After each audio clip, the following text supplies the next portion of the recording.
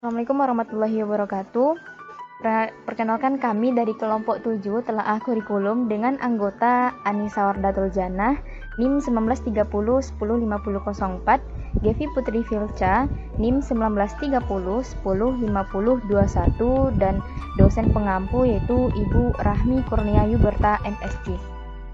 Di sini kami akan menjelaskan tentang jenis-jenis materi pembelajaran yaitu dalam materi transformasi.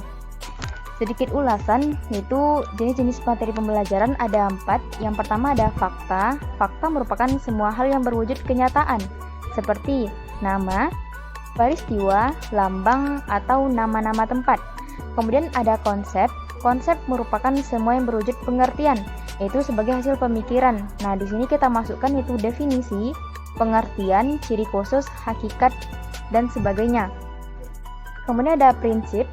Prinsip merupakan hal pokok yang digunakan itu seperti teori, yaitu teori serta hubungan antar konsep yang menggambarkan implikasi sebab akibat. Nah, di sini kita gunakan dalil, rumus, paradigma. Kemudian ada prosedur, yaitu kelanjutan dari prinsip, yaitu proses atau rangkaian aksi yang dilakukan secara urut dan sistematis. Pada materi transformasi itu kami mengambil KD 3.5 menjelaskan transformasi geometri, refleksi, rotasi, translasi, dan dilatasi. Yang pertama itu materi translasi, di mana translasi merupakan transformasi yang memindahkan satu titik sepanjang garis lurus dengan arah dan jarak. Jadi transformasi ini hanya akan mengalami perpindahan titik, sehingga sering disebut dengan pergeseran. Kemudian ini bentuk gambar translasi, dan contohnya yaitu titik A 7,-6 ditranslasikan oleh titik T min 2,4, maka berapakah koordinat titik A aksennya atau A bayangannya? Kemudian kita analisis jenis-jenis materi pembelajarannya. Itu pertama fakta. Nah, di sini faktanya itu titik A diketahui sebagai titik asal yang akan ditranslasikan oleh titik T, di mana titik A ini itu bernilai 7 dan min 6, sedangkan titik T bernilai min 2 dan 4. Kemudian ada konsep. Konsepnya itu pengertiannya, translasi merupakan pergeseran titik pada objek, sehingga translasi akan mengubah posisi benda, namun tidak dengan ukurannya. Berdasarkan rumusnya yaitu X aksen, Y aksen, yaitu kita mencari bayangannya sama dengan titik A, B ditambah X, Y. Nah, kemudian titik T min 2,4 tadi merupakan vektor translasi, dan titik A 7,-6 merupakan titik asal. Kemudian prinsip rumus translasinya itu X aksen, Y aksen sama dengan A, B ditambah X, Y. Kemudian jika diketahui titik asal A 7,-6 dan titik translasi T min 2,4, maka kita akan menentukan titik bayangannya dengan rumus X aksen, Y aksen sama dengan A, B ditambah X, Y. Untuk prosedurnya itu translasikan 7,-6 ke titik A, B, kemudian dimasukkan ke dalam rumus. Kemudian materi kedua itu ada refleksi. Refleksi merupakan suatu objek yang mengalami refleksi akan mempunyai bayangan benda yang dihasilkan oleh suatu cermin, sehingga refleksi ini sering disebut dengan pencerminan. Ini bentuk gambar dari refleksi. Kemudian pada contoh soalnya, jika titik Q bernilai 7,5 dicerminkan terhadap garis X sama dengan 3, maka koordinat titik bayangannya adalah. Nah, di sini kita analisis. Yang pertama faktanya itu diketahui bahwa titik Q bernilai 7 dan 5 akan dicerminkan terhadap garis X yang bernilai 3. Kemudian konsepnya, refleksi merupakan pencerminan dari suatu objek. Pencerminan titik Q bernilai 7,5 merupakan pencerminan terhadap garis X sama dengan 3 dengan rumus X, Y yaitu 2H kurang X, Y. Untuk prinsipnya itu kita masukkan rumus umum refleksi. Nah, jika pencerminan terhadap sumbu X yaitu digunakan X, Y dengan hasil X, min Y, kemudian pencerminan terhadap sumbu Y dengan hasil min X, Y. Pencerminan terhadap garis Y sama dengan X, hasilnya Y, X. Pencerminan terhadap garis Y sama dengan X, yaitu min Y, min X. Pencerminan terhadap garis X sama dengan H, hasilnya itu 2H kurang X, Y. Dan pencerminan terhadap garis Y, yaitu Y sama dengan K dengan hasil X, 2K kurang Y. Nah, untuk prosedurnya itu nilai Q 7,5 dicerminkan terhadap garis X sama dengan 3. Dan rumus X sama dengan H yaitu yang diketahui di prinsip tadi, X, Y 2H kurang X, Y. Nah, kemudian dimasukkan ke dalam rumus 2H-nya itu garis X tadi 3 dikurang dengan 7,5. Kemudian didapat hasilnya itu min 1,5. Selanjutnya akan dijelaskan oleh rekan saya.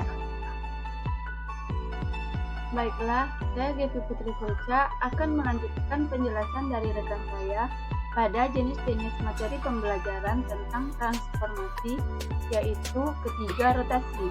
Rotasi atau perputaran adalah suatu perubahan kedudukan atau posisi objek dengan cara diputar lewat suatu pusat dan sudut tertentu. Hasil dari rotasi sebuah objek tergantung dari pusat serta besar sudut rotasi. Apabila arah perputaran rotasi pada sebuah benda searah dengan jarum jam, maka sudut yang dibentuk yaitu negatif alfa. Contohnya pada biang lala di tempat rekreasi. Ini gambar rotasi atau perputaran. Contoh soal rotasi. Titik P 8,5 dirotasikan sejauh 90 derajat terhadap titik pusat O 0,0 berlawanan arah jarum jam. Nilai P aksen adalah analisis. Yang pertama, fakta. Koordinat titik P 8,5 besar sudut 90 derajat dan titik pusat O 0,0. Kedua, konsep. Rotasi merupakan perputaran, yaitu perubahan posisi benda melalui suatu pusat dan sudut tertentu. Ketiga, prinsip. Rumus rotasi yang pertama, rotasi sebesar 90 derajat dengan pusat A, B, hasilnya negatif Y ditambah A ditambah B, X, X kurang A ditambah B. Kedua, rotasi sebesar 180 derajat dengan pusat A, B, hasilnya negatif X ditambah 2A ditambah B, negatif Y ditambah 2B.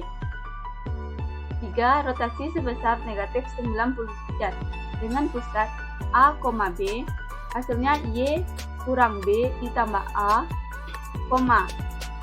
negatif X ditambah A ditambah B. 4. Rotasi sebesar 90 derajat dengan pusat 0,0. Hasilnya negatif Y, X. 5. Rotasi sebesar 180 derajat dengan pusat 0,0. Hasilnya negatif X dikurang negatif Y. 6. Rotasi sebesar negatif 90 derajat dengan pusat 0,0. Hasilnya Y, negatif X. Keempat, prosedur.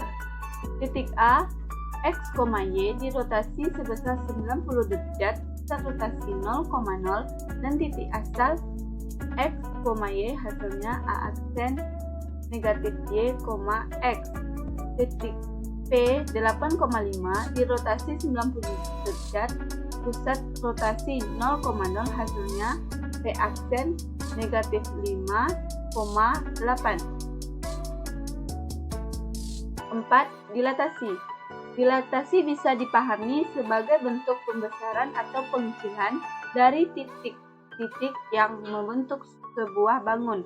Perubahan benda dengan dilatasi bergantung pada skala yang menjadi faktor dari pengalinya, sehingga dilatasi akan mengubah ukuran benda. Contoh soal dilatasi. Koordinat bayangan titik G 9, negatif 6 didilatasi terhadap titik pusat O dengan faktor skala negatif 1/3 adalah analisis. Yang pertama, fakta. Koordinat titik C 9, negatif 6, di mana X sama dengan 9, Y sama dengan negatif 6. Titik pusat O 0,0 dan faktor skala negatif 1/3. Konsepnya, dilatasi merupakan transformasi suatu objek dengan mengubah ukuran objek koordinat. Dilatasi berada pada titik C 9, negatif 6 dan faktor skala pendukung untuk menentukan koordinat bayangan adalah negatif 6/3. Ketiga, prinsip. Kita harus menentukan koordinat bayangan dilatasi menggunakan rumus pertama yaitu X, Y sama dengan KX, KY karena berpusat di 0,0. Jika pusat 0,0 dan titik asal X, Y, maka titik bayangan KX, KY.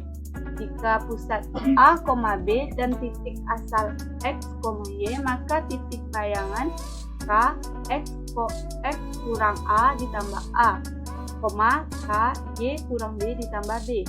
Prosedurnya, titik A, X, Y didilatasi dengan pusat 0,0, faktor skala K, titik asal X, Y, hasilnya A aksen KX kurang KY.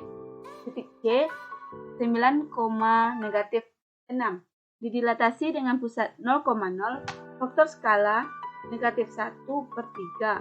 Hasilnya KX, KY sama dengan negatif 1/3 dikali 9, negatif 1/3 dikali negatif 6. Maka C aksennya sama dengan negatif 3,2. Hanya itu penjelasan dari kami. Sekian, terima kasih. Assalamualaikum warahmatullahi wabarakatuh.